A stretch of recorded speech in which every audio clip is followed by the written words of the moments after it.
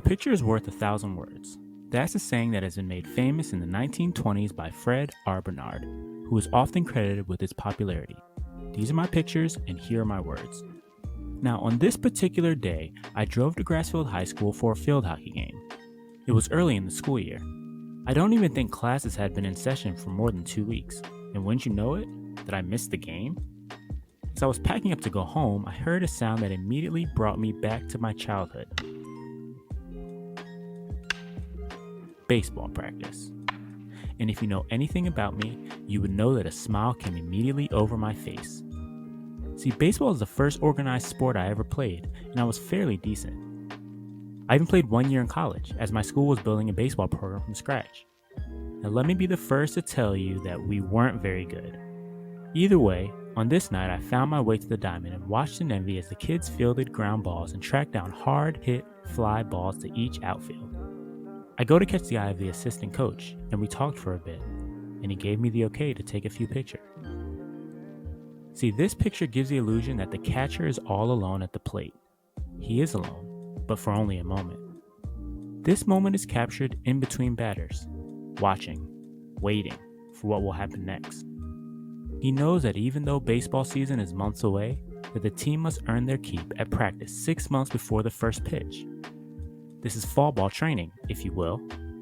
And if you notice in this picture, you can see the football stadium lights on in the background.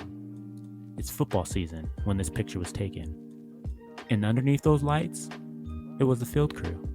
They were carefully manicuring the grass, getting it ready for the first home game that Friday. If you imagine the grass on the football field and then look at the grass in this picture, you could immediately say, must be nice. But the catcher's not thinking about who has better grass. See, he's in the zone, in his own world even. He's clenching his fists, making sure the muscles in his hands are ready to throw anyone out who dares steal a base on him. The catcher directs the traffic on the field. He's the only player that can survey the whole field while staying in his natural position. He recommends the pitches to the pitcher, and of course, they have to agree. But he's the one with the vision needed to make the best play. The catcher to me is the leader that never shows their face, and so subsequently doesn't get enough credit or notoriety from the fans. But that's okay. It's not why we play the game. Watching a catcher work his or her magic reminds me of what leadership is all about. A lot of kids that grow up playing baseball want to only do two things. Every kid wants to be the pitcher, and every kid wants to hit. Think about why that is. The kids that want to hit want a piece of the action. They want to be the man that knocks a home run. This will make them the hero. Everyone will cheer for them, and they will be the hero. Then, of course, there's the pitcher. Every kid wants to be the pitcher because that's where all the action is, and it's true. When you're the pitcher, you touch the ball on every play. But what most people don't realize is that when you are the pitcher, all eyes are on you. All the pressure falls on your shoulders, depending on if you're good or bad. Now, little story time. I remember my first time pitching. I was about 8 or 9. It's not a very long story because it didn't go so well. I think I walked 4 straight batters. I did end up recovering and became a better pitcher once I got a little older, but that's a different story.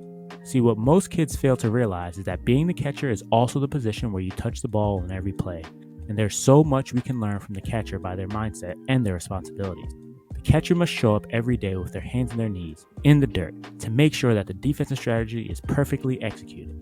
The catcher must sacrifice their body with someone running full speed ahead trying to score.